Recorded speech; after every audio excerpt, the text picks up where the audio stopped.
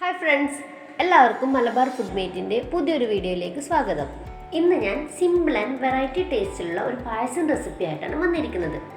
സാധാരണ എല്ലാവർക്കും നല്ല മധുരമുള്ള പായസം കഴിച്ചിട്ട് അറിയാം.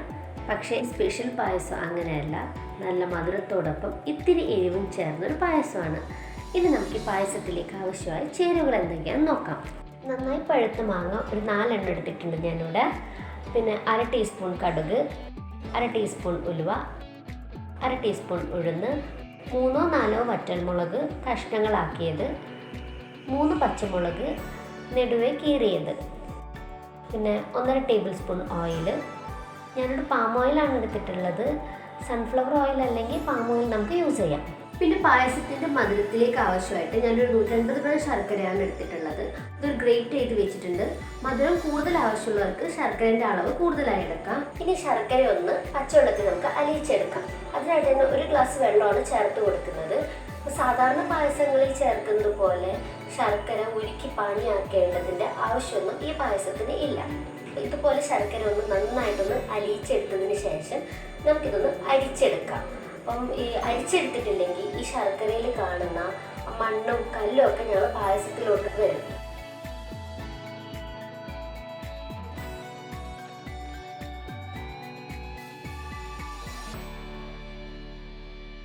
ഇനിയൊരു മാങ്ങയുടെ പൾപ്പാണ് റെഡിയാക്കേണ്ടത്. അതിനായി മിക്സി ജാറിൽ മാങ്ങ കഷ്ണങ്ങളിട്ടൊന്ന് അരച്ചെടുക്കാം.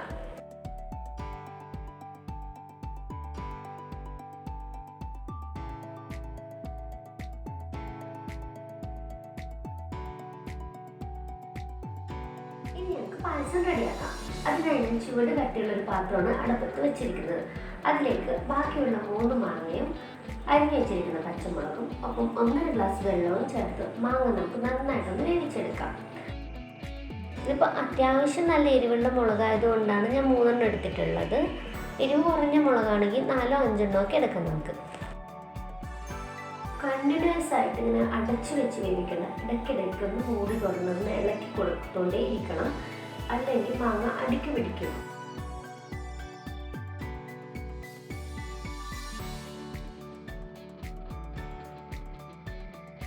മാങ്ങ നല്ലോണം വെന്തിട്ടുണ്ട്. ഇനി ഇതിലേക്ക് ശർക്കരയുടെ വെള്ളം കൂടി ചേർത്ത് കൊടുക്കാം.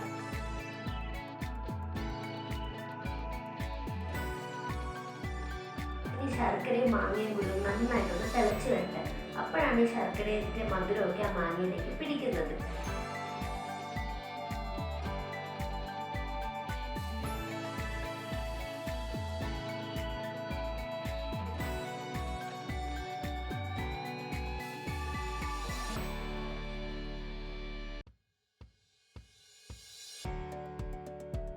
ശർക്കരയും മാങ്ങയും ഒക്കെ നന്നായിട്ട് തിളച്ച് വരുന്നുണ്ട്. ഇനി ഇതിലേക്ക് റെഡിയാക്കി വെച്ചിരിക്കുന്ന ആ പൾപ്പും കൂടി ചേർത്ത് ഒന്ന് മിക്സ് ചെയ്തെടുക്കാം. ഇനി പൾപ്പ് ചേർക്കുമ്പോൾ ഒരു കാര്യം ശ്രദ്ധിക്കണം, അത് പെട്ടെന്ന് തന്നെ മിക്സ് ചെയ്യണം, അല്ലെങ്കിൽ മാങ്ങയുടെ പൾപ്പ് ഒന്ന് കട്ട പിടിക്കും. നമുക്ക് കട്ട പിടിക്കാതെ ഈ പായസത്തിലേക്ക് നന്നായിട്ട് അരിഞ്ഞ് കിട്ടണം ഈ മാങ്ങയുടെ പൾപ്പ്. അപ്പോൾ ഇങ്ങനെ പൾപ്പ് ചേർക്കുന്നതുകൊണ്ട് ഈ പായസത്തിൽ മാങ്ങയുടെ ആ ഒരു ഫ്രഷ് ഫ്ലേവർ നമുക്ക് കിട്ടും. ഇനി ഇതിലേക്ക് തിക്നെസ് കുറച്ചൊന്ന് കൂട്ടി കൊടുക്കണം. പായസത്തിൽ സാധാരണ പായസമൊക്കെ കുറുകിയിരിക്കില്ലേ, ഇപ്പം എൻ്റെ പായസം കുറുകിയിട്ടില്ല അധികം. അപ്പോൾ ഇത് കുറുക്കിയെടുക്കാൻ വേണ്ടിയിട്ട് ഇതിലേക്ക് 1 ടേബിൾ സ്പൂൺ റവ ചേർത്ത് കൊടുക്കണം. അപ്പോൾ ഡയറക്റ്റ് റവ ചേർത്ത് കൊടുക്കരുത്. അതിലേക്ക് 2-3 ടേബിൾ സ്പൂൺ വെള്ളം ചേർത്ത് റവ ഒന്ന് നന്നായിട്ട് മിക്സ് ചെയ്തിട്ട് ആ മിക്സ് വേണം പായസത്തിൽ ചേർത്ത് കൊടുക്കാൻ. ചേർത്ത് കൊടുത്തിട്ട് റവ മിക്സും കൂടി ഞാനിപ്പോൾ പായസത്തിൽ ചേർത്തിട്ടുണ്ട്. ഇതൊന്ന് നന്നായിട്ട് ഇളക്കിയതിന് ശേഷം ഒന്ന് തിളക്കാൻ വേണ്ടി വെയിറ്റ് ചെയ്യാം.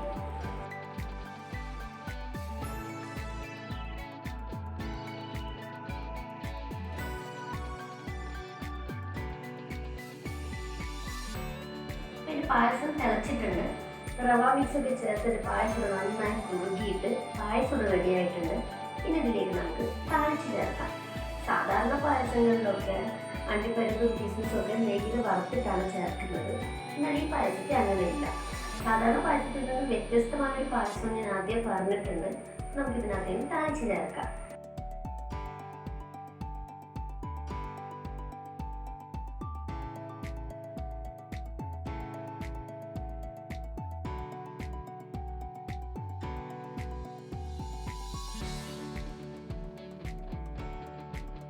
താളിച്ചത് ഇവിടെ റെഡി ആയിട്ടുണ്ട്.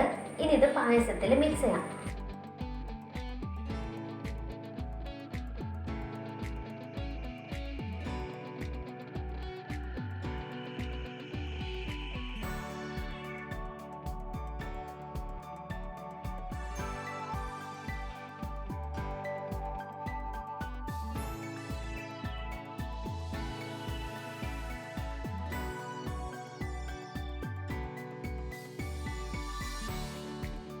വളരെ ടേസ്റ്റി ആയിട്ടുള്ളൊരു നല്ലൊരു പായസമാണ്.